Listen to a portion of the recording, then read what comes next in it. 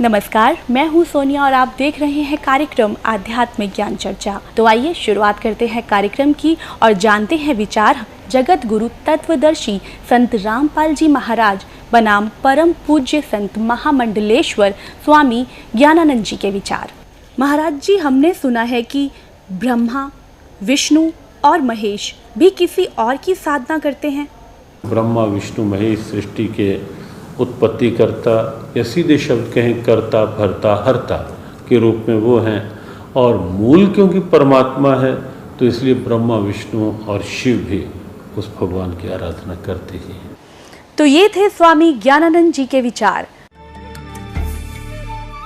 और आइए अब जानते हैं आदरणीय इस्कॉन प्रमुख महमंत दास जी के विचार। क्या ब्रह्मा, विष्णु, महेश भी किसी और इष्ट की साधना करते हैं? देखिए, ये तीनों के तीनों भगवान श्री कृष्ण का ही स्मरण करते हैं। ये थे आदरणीय इस्कॉन प्रमुख महमंत दास जी के विचार। और आइए अब जानते हैं जगत गुरु तत्वदर्शी संत रामपाल जी महाराज के विचार। दंडवतम गोविंद गुरु बंधु अविजन सोए, पहले भये प्रणाम तिन नमो जो आगे होए। ये कृष्ण भगत, ये गुरु नकली कृष्ण जी के उपासक भ्रमित कर रहे हैं समाज को। कहते हैं कृष्ण ही तत्व है, श्री कृष्ण ही सब कुछ है, ये परम तत्व है, अविनाशी तत्व है।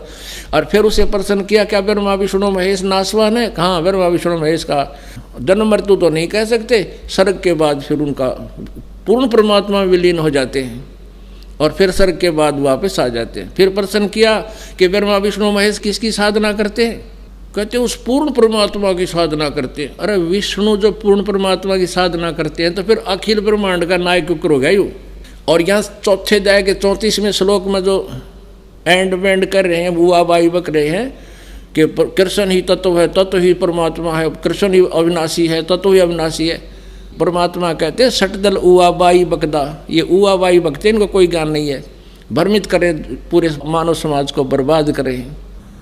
परम पिता परमात्मा पूर्ण ब्रह्म, परम अक्षर ब्रह्म, सारी सृष्टि के रचनहार, कुल के मालिक कबीर साहेब कबीर परमेश्वर जी की असीम कृपा से हम प्राणियों को ये तत्व ज्ञान सुनने का सुअवसर प्राप्त हुआ। पुण्यात्माओं, हम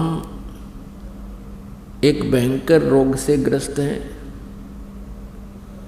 वो रोग है जन्म और मृत्यु का।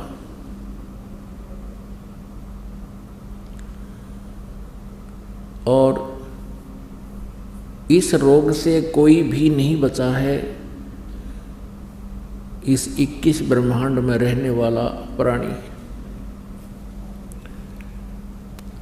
यहाँ तक कि ब्रह्मा जी, विष्णु जी, शिव जी, जिनको हम सुप्रीम पावर मान्य करते लोक वेद आधार से, ये भी इस जन्म और मृत्यु के रोग से ग्रस्त हैं।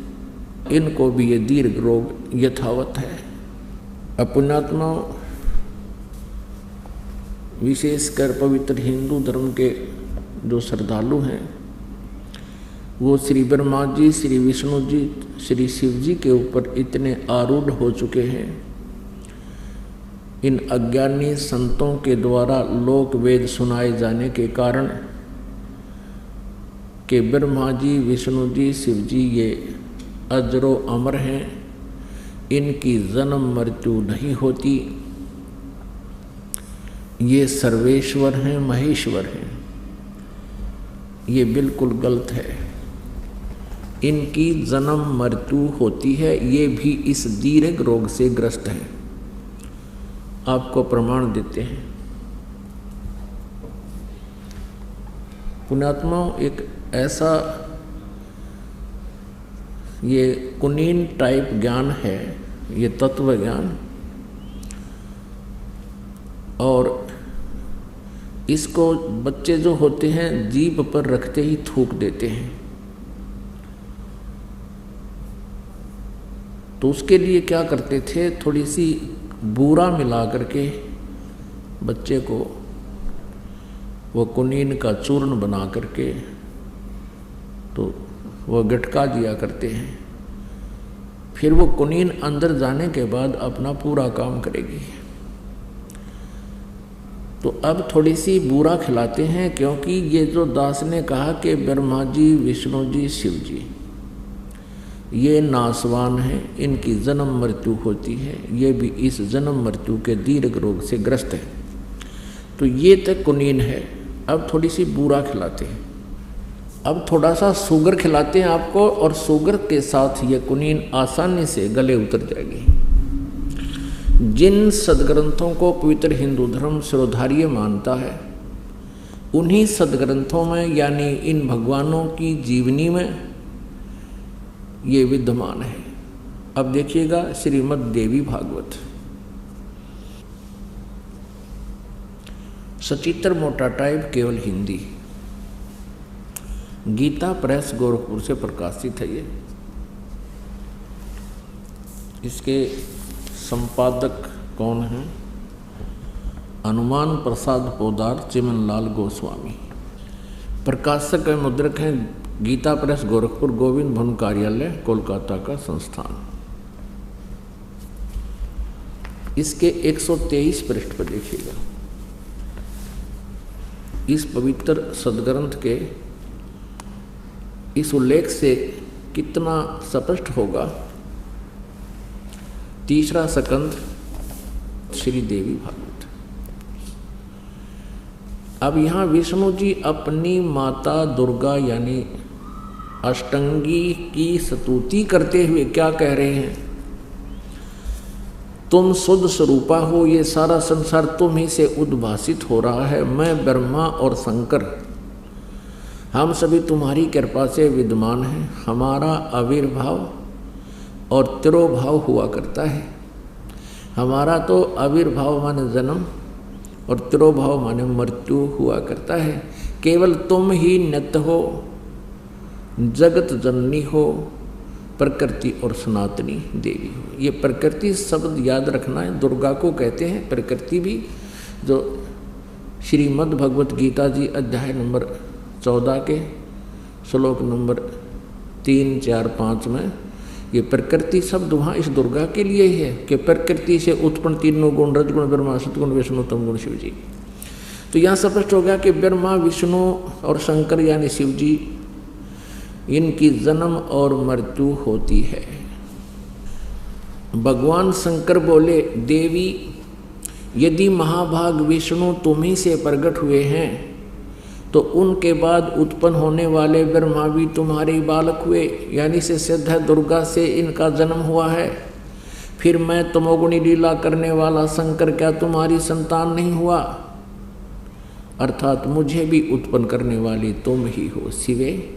संपूर्ण संसार की सृष्टि करने में तुम बड़ी चतुर हो।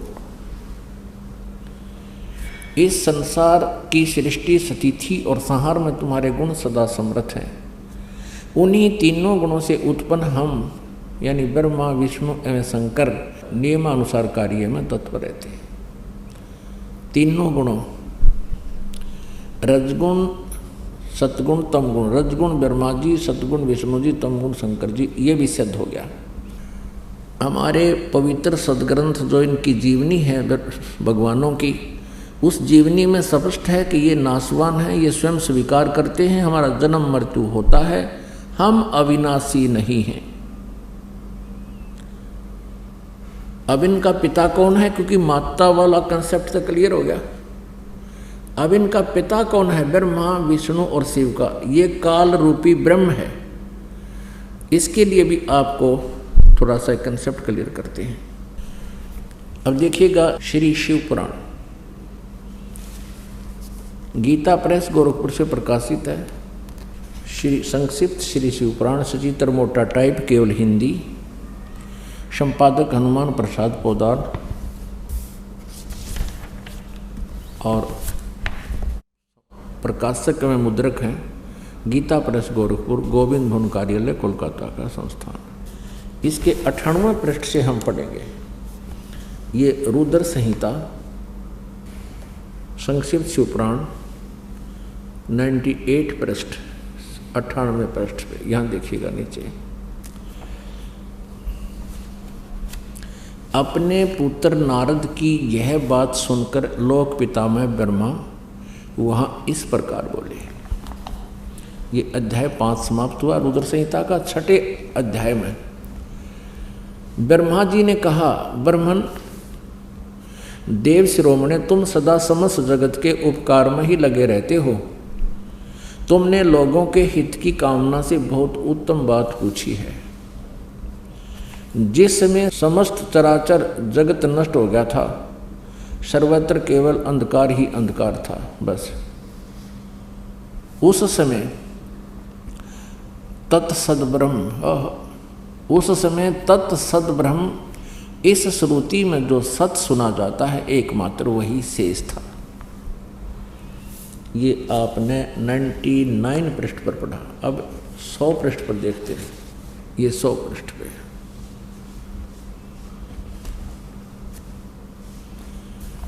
जिस परब्रह्म के विषय में ज्ञान और अज्ञान पूर्ण यानी झूठी साची, ब्रह्मा जी इनके सबसे बड़े वक्ता हैं इस ब्रह्मांड के, और ब्रह्मा जी के कह रहे हैं कि जिस परब्रह्म के विषय में ज्ञान और अज्ञान से पूर्ण उक्तियों द्वारा इस प्रकार विकल्प किए जाते हैं, यानी कुछ सच्चे कुछ झूठे, उसने कुछ काल के बाद द्वितीय की इच्छा प्रकट की।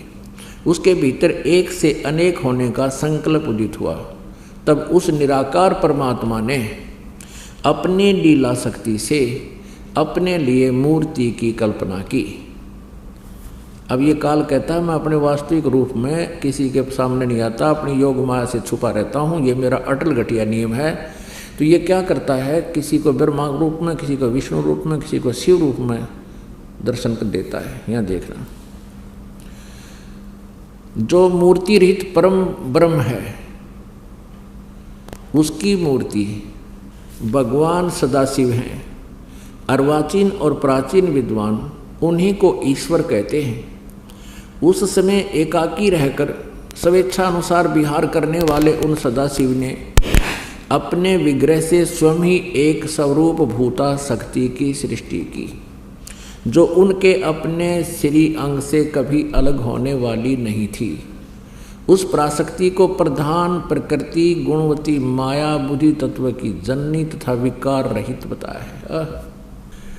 अब ये काल के शरीर से निकली थी दुर्गा, उसकी महिमा ये कबीर परमेश्वर से सुनी हुई ब्रह्मा जी बोल रहे हैं, कुछ सच्ची कुछ झूठी, कुछ आप मिलावट करके। फिर भी यथार्थ ज्ञान से हम इसको शुद्ध कर लेंगे कबीर परमेश्वर की वाणी से। वह शक्ति अंबिका कही गई है, उसी को प्रकृति, दुर्गा को प्रकृति भी कहते हैं, ये याद रखना। सर्वेश्वरी त्रिदेव जननी, तीनों देवता ब्रह्मा जी, विष्णु जी, शिव जी की माता, उत्पन्न करने वाली जननी, नेता और मूल कारण भी कहते हैं। सदाशिव द्वारा प्रकट की गई उस शक्ति के 8 भुजाएं, ये क्लियर हो गया। ये अष्टंगी, ये दुर्गा है, और ब्रह्मा विष्णु महेश तीनों देवताओं की जननी है। आगे देखो, नाना प्रकार के आभूषण उसके श्री अंग की शोभा बढ़ाते हैं। वह देवी नाना प्रकार की गतियों से संपन्न है और अनेक प्रकार के अस्त्र शस्त्र धारण करती है। इति सिद्धम के काल के शरीर से ये दुर्गा निकली। अच्छा, एकाएक नहीं होकर भी वह माया संयोग वसात अनेक हो जाती है। और वे जो सदाशिव हैं, ये काल रूपी ब्रह्म सदाशिव ब्रह्मा विष्णु महेश से जो अलग है, उन्हें परम पुरुष ईश्वर शिव शंभु और महेश्वर कहते हैं। ये ब्रह्मा जी की सोच है, ब्रह्मा जी का ज्ञान है, ये ध्यान रखना। अब 101 पृष्ठ पे यह देखना। अब ये प्रकरण चल रहा है इस काल रूपी ब्रह्म का। वे जो सदाशिव हैं उन्हें परम पुरुष ईश्वर शिव शंभु और महेश्वर कहते हैं। वे 101 पृष्ठ पा गया। वे अपने सारे अंगों में भस्म रमाए रहते हैं। उन काल रूपी ब्रह्म ने उन काल रूपी ब्रह्म ने, काल रूपी ब्रह्म कहो, सर्वपुरुष कहो, इसको ब्रह्म कहो, ये सदा शिव यानी शिव रूप में प्रकट होकर के ब्रह्मा विष्णु महेश की ये उत्पत्ति की जानकारी यहाँ पर हो रही है। उन काल रूपी ब्रह्म ने, यानी इस जो गीता ज्ञान देता है ये काल रूपी ब्रह्म ही है, श्री कृष्ण जी में प्रवेश करके बोल रहा है। उन काल रूपी ब्रह्म ने एक ही समय शक्ति के साथ, नाथ नहीं है, शक्ति के साथ शिवलोक नामक अक्षेत्र का निर्माण किया था। उस उत्तम अक्षेत्र को काशी कहते हैं। वे प्रियतम रूप शक्ति और शिव, प्रियतम पति पत्नी रूप में शिव, शक्ति और शिव, दुर्गा और ये काल रूपी ब्रह्म जो परमानंद स्वरूप है उस मनोर अक्षेत्र में नित्य निवास करते हैं। आगे देखो, देव से एक समय उस आनंद वन में रमण करते हुए शिवा और शिव के मन में, दुर्गा और काल के मन में, इस काल रूपी ब्रह्म के मन में यह इच्छा प्रगट हुई। यहाँ शिवा इसलिए करेंगे पार्वती रूप बना कर रखता अपनी पत्नी को, जब ये स्वयं शिव रूप में होता है। शिवा और शिव के मन में यह इच्छा हुई कि किसी दूसरे पुरुष की सृष्टि करनी चाहिए, यानी कोई बच्चा उत्पन्न करना चाहिए जिस पर यह सृष्टि संचालन का महान भार रखकर हम दोनों केवल काशी में रहकर स्वेच्छा अनुसार विचरें और निर्वाण धारण करें। ऐसा विचार निश्चय करके शक्ति सहित सर्वव्यापी परमेश्वर शिव ने अपने वाम भाग के 10वें अंग पर अमृत मल दिया। फिर तो वहाँ से एक पुरुष प्रकट हुआ। पुण्यात्माओं, अब यहाँ ये स्पष्ट कर दिया है कि उन्होंने पति पत्नी व्यवहार किया, वहाँ से एक पुरुष यानी एक पुत्र उत्पन्न हुआ। यहाँ देखना, ये 102 पृष्ठ पर हम पढ़ेंगे।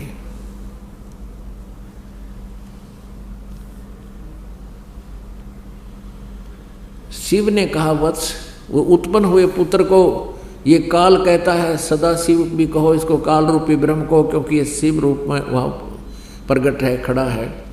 वत्स, व्यापक होने के कारण तुम्हारा विष्णु नाम विख्यात हुआ। ये स्पष्ट हो गया कि विष्णु जी के माता पिता दुर्गा और ये काल रूपी ब्रह्म हैं।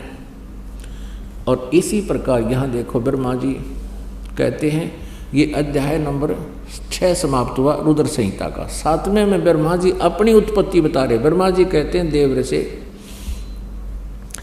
तत्पश्चात कल्याणकारी परमेश्वर शाम सदाशिव ने पूर्ववत प्रयत्न करके, यानी जैसे विष्णु को उत्पन्न किया, दोनों ने मिलकर अपने दाहिने अंग से उत्पन्न किया। ये आगे अपने आत्माओं, ये स्पष्ट हो गया कि श्री ब्रह्मा जी श्री विष्णु जी के माता पिता ये सदाशिव रूपी यानी काल रूपी ब्रह्म, इसको सदाशिव कहो और शिवा कहो चाहे दुर्गा कहो, प्रकृति कहो। ये दुर्गा इनकी माता है और ये काल इनका पिता है। अब यहाँ अनुवाद करता थोड़ी सी गड़बड़ कर गया हिंदी में, संस्कृत में बिल्कुल सही लिखा है कि अब शिव जी से शिव जी की उत्पत्ति कैसे बताऊं, जची नहीं उसके दिल में, इसलिए उन अनुवाद ही गलत कर दिया। और परमात्मा कहते हैं, चोर चुरावे तू बड़ी, वो गड्ढे पानी में, वो गड्ढे हुआ ऊपर आवे, न सच्चाई छेड़ी ना। इन्होंने सच्चाई को छुपाने की भरसक कोशिश की, लेकिन फिर भी ये सच्चाई को मिटा नहीं सके। आप जी को ये पढ़ने को मिला कि श्री ब्रह्मा जी श्री विष्णु जी के माता पिता ये प्रकृति यानी दुर्गा माता है और ये काल रूपी ब्रह्म इनका पिता है। अब यहाँ इस अनुवादकर्ता ने विचलित होकर के भगवान शिव जी की उत्पत्ति नहीं वर्णन किया, लेकिन सच्चाई छुप नहीं सकती। अब देखिएगा 9वें अध्याय में 110 पृष्ठ पर इन तीनों से अलग है वो जो इनका पिता है। देखिएगा संक्षिप्त शिव पुराण 110 पृष्ठ पे है। ये 9वां अध्याय है रुद्र संहिता का। ये रुद्र संहिता ही चल रही है। ये 9वां अध्याय है। इस प्रकार ब्रह्मा, विष्णु तथा रुद्र इन 3 देवताओं में गुण हैं, परंतु शिव गुणातीत माने गए हैं। इन 3 देवताओं में गुण है परंतु शिव गुणातीत माने गए। ये काल रूपी ब्रह्म है, इसको ब्रह्म कहो चाहे काल रूपी ब्रह्म कहो चाहे सरपुरुष कहो, ये ब्रह्मा, विष्णु और शिव का पिता है। अब आपको थोड़ा सा और कंसेप्ट क्लियर करते हैं। अब पवित्र शिव पुराण में ये स्पष्ट हो गया कि ब्रह्मा जी, विष्णु जी और शिव जी, इनकी जन्म मृत्यु होती है। और यही प्रमाण दिया है श्री मद देवी भागवत यानी शक्ति पुराण ने कि ब्रह्मा, विष्णु, महेश नासवान हैं, दुर्गा इनकी माता है।